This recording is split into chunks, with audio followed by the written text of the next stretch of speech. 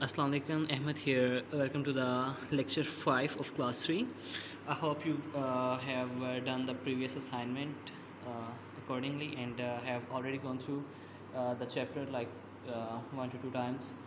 Now today's our assignment was solving exercise C1 and C2, C3. So in exercise C, he says find at least 10 verbs in the poem, use them in the sentences of your own.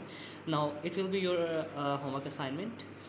Find verbs in the poem and use them in their sentences, or I think I could help you out.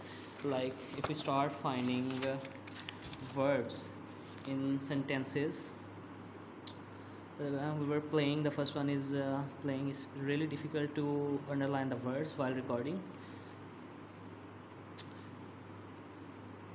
Guard, actually guard, it is used as guarded, but you can use guard in your sentence.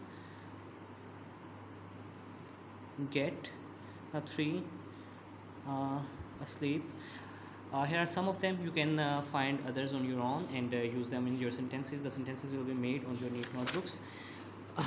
Now for the part C2, we have to find the adjectives. The mad beast was asleep. The beast is sorry, adjectives. The mad beast, mad will be the adjective here. Let me confirm that.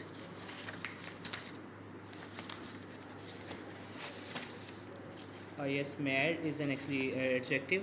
I crept past the twisted bushes. Now twisted is an adjective. Happily we must own a big tasty. Now big and tasty both are adjectives. Add suitable adjectives in the following using the letters given. Now we are provided the very first letter of the adjective of the word that can we can use as an adjective, like an e dash mango, we can use enormous.